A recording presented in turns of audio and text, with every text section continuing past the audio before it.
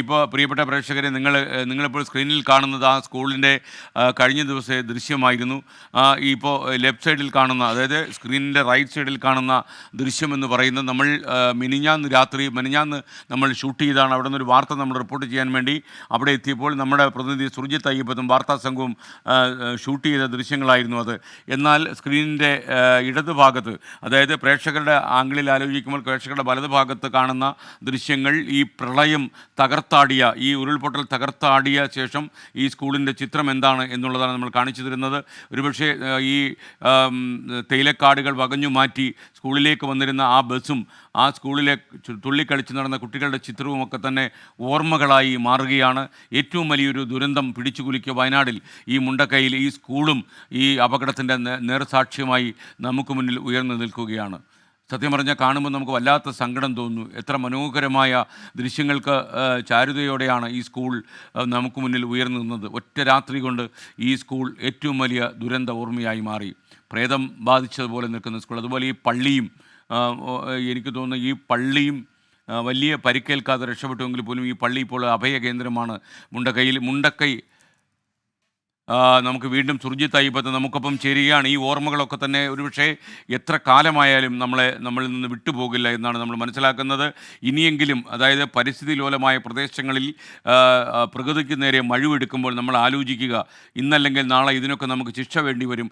കാരണം ഇതൊക്കെ പറയുമ്പോൾ ആളുകൾ തിരിച്ചു ചോദിക്കുന്നൊരു ചോദ്യമുണ്ടാകും. കക്ഷി രാഷ്ട്രീയത്തിൻ്റെ ഒക്കെ പരിഗണനയിൽ ഈ ദുരന്തം പെയ്തിറങ്ങി ഒരുപാട് മനുഷ്യർ മരിച്ചു മുന്നിൽ നിൽക്കുമ്പോഴാണോ താനിതൊക്കെ പറയുന്നതെന്ന് ചോദിക്കുമായിരിക്കും.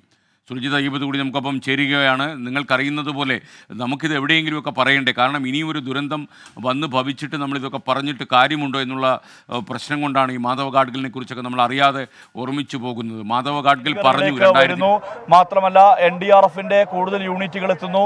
അതോടൊപ്പം തന്നെ മറ്റ് സംഘങ്ങൾ, ഈ റെസ്ക്യൂവുമായി ബന്ധപ്പെട്ട്, മിഷനുമായി ബന്ധപ്പെട്ട് കൂടുതൽ ആളുകൾ ഇവിടേക്ക് എത്തുന്നു എന്നുള്ളത് ആശ്വാസകരം. വേഗത്തിൽ തന്നെ രക്ഷാപ്രവർത്തനം നടക്കട്ടെ. ഇവിടെ അട്ടമലയിൽ നിന്ന് കൂടുതൽ പേരെ ഇവിടേക്ക് എത്തിക്കാൻ വേണ്ടി കഴിഞ്ഞിട്ടുണ്ട്. ഇന്ന് അട്ടമല ഒറ്റപ്പെട്ട പ്രദേശമായിരുന്നു. അവിടെ നിന്ന് ആളുകളെ ഘട്ടം ഘട്ടമായി എത്തിച്ചുകൊണ്ടിരിക്കുകയാണ്. പലയിടങ്ങളിലും ഒറ്റപ്പെട്ട ഇടങ്ങളിൽ കുടുങ്ങിക്കിടക്കുന്ന സ്ഥിതിയുണ്ട്. ആ ആളുകളെ പൂർണ്ണമായും ഇവിടേക്ക് എത്തിക്കാൻ വേണ്ടി ഉള്ള നടപടിക്രമങ്ങൾ പുരോഗമിക്കുന്നു.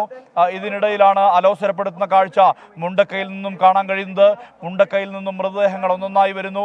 4 മൃതദേഹങ്ങൾ ഇപ്പോൾ റോപ്പ് വഴി ഇവിടേക്ക് എത്തിച്ചു കഴിഞ്ഞിട്ടുണ്ട്. അതെല്ലാം തന്നെ മേപ്പാടി ആശുപത്രിയിലേക്ക് ഇവിടെ നിന്നും മൃതദേഹങ്ങൾ ഒന്നൊന്നായി കൊണ്ടുപോകുന്ന ഒരു കാഴ്ച. എല്ലാ മൃതദേഹങ്ങളും ചെളിയിൽ പുതഞ്ഞ കാഴ്ച. അങ്ങനെ മനുഷ്യ ശരീരങ്ങളുടെ ശവപ്പറമ്പായി മാറുന്നു ഈ ചൂരൽമല മുണ്ടക്കൈ പ്രദേശം എന്നുള്ളത് ഏറെ സങ്കടപ്പെടുത്തുന്നു. കഴിഞ്ഞ ദിവസം വരെ, അതായത് മെനിഞ്ഞാന്ന് വരെ സജീവമായിരുന്ന ഒരു നാട്. ഈ അങ്ങാടിയിലൂടെ ബസ്സുകൾ പോയിരുന്നു. ഈ ചൂരൽമലയിലൂടെ ബസ്സുകൾ അപ്പുറത്തേക്ക്, മറ്റു വാഹനങ്ങൾ അപ്പുറത്തേക്ക് പോയിരുന്നു. ഇവിടെ ആളുകളുണ്ടായിരുന്നു. ആളുകൾക്ക് മഴപ്പെയ്ത്തിൽ നടുക്കമുണ്ടായിരുന്നു. അതവർ പങ്കുവച്ചിരുന്നു. അത്തരത്തിലുള്ള മനുഷ്യരാണ് ഇവിടെ ഉണ്ടായിരുന്നത്. നമ്മളോട് സംസാരിച്ചവർ, നമ്മളോട് കാര്യങ്ങൾ പറഞ്ഞവർ, നാടിൻ്റെ പ്രയാസങ്ങൾ, ബുദ്ധിമുട്ടുകൾ ഇതെല്ലാം തന്നെ പങ്കുവച്ചവർ എല്ലാം തകർക്കപ്പെട്ടു. എല്ലാം തച്ചുടച്ചുകൊണ്ടാണ് ഈ ഉരുൾപൊട്ടൽ സംഭവിച്ചിരിക്കുന്നത്. പുഴയ്ക്ക് വീതിയേറി വന്നു. പുഴ വലിയ പുഴയായി മാറി. അതിൽ പാറക്കൂട്ടങ്ങൾ നിറഞ്ഞു. അതോടൊപ്പം തന്നെ ഈ വലിയ മരങ്ങൾ കടപുഴകിയെത്തി. അതെല്ലാം തന്നെ അടിഞ്ഞുകൂടി. കെട്ടിടങ്ങൾ തകർന്നു വീണു. വീടുകൾ തകർന്നു വീണു. ഉറങ്ങുന്ന മനുഷ്യർ ഉറങ്ങുന്ന സമയത്താണ് ഇങ്ങനൊരു അത്യാഹിതം സംഭവിച്ചത്. ഒരുപക്ഷെ ഇവിടെ ഉണ്ടായ ഒരു മഴപ്പെയ്ത്ത് തന്നെയാകാം അതിന് കാരണം. തുടർച്ചയായി 500-ലധികം മില്ലിമീറ്റർ മഴ 48 മണിക്കൂറിൽ പെയ്തു എന്നാണ് കണക്കുകൾ. അതിൻ്റെ തുടർച്ചയാണ് ഇത്തരത്തിലൊരു വലിയ ഉരുൾപൊട്ടലിലേക്ക് നയിച്ചത്. പുത്തുമല, ഇവിടെ നിന്നും ഞാൻ മിനിഞ്ഞാന്ന് മടങ്ങുമ്പോൾ, ഇവിടുത്തെ ആളുകളുമായി സംസാരിച്ച് മടങ്ങുമ്പോൾ എത്തിയത് പുത്തുമലയിലാണ്. പുത്തുമലയിൽ നമ്മൾ പല ആളുകളുടെ വിവരങ്ങൾ നൽകുന്നത്. ഇപ്പോൾ യൂട്യൂബിൽ അനു തോമസ് അയക്കുന്ന ഒരു സന്ദേശം, SK ദയവായി ഇതൊന്ന് പറയുമോ? മുണ്ടക്കൈയിൽ വാടകയ്ക്ക് താമസിച്ച് ഇടുക്കി കട്ടപ്പനക്കാരൻ യുവാവിനെ ഇപ്പോൾ കാണാൻ കഴിയുന്നില്ല. അദ്ദേഹത്തെക്കുറിച്ച് ഒരു വിവരവും കിട്ടുന്നില്ല. എന്തെങ്കിലും വിവരം അറിയാവുന്നവരുണ്ടോ?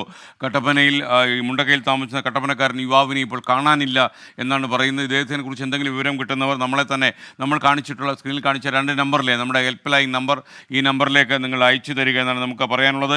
എന്തായാലും പ്രേക്ഷകരോട് ഒരിക്കൽ കൂടി പറയുകയാണ്, ഈ വയനാടിനെ സഹായിക്കാൻ വേണ്ടിയുള്ള ഈ ബാങ്ക് ഡീറ്റെയിൽസോ അക്കൗണ്ടോ നമ്മൾ തുറന്നിട്ടില്ല. നിങ്ങൾ മുഖ്യമന്ത്രിയുടെ ദുരിതാശ്വാസ നിധിയിൽ ഡിയിലേക്ക് തന്നെയാണ് അയക്കേണ്ടത്. ഇതിന്റെ പേരിൽ ഉരുൾപൊട്ടലിന്റെ ഏറ്റവും കക്ഷി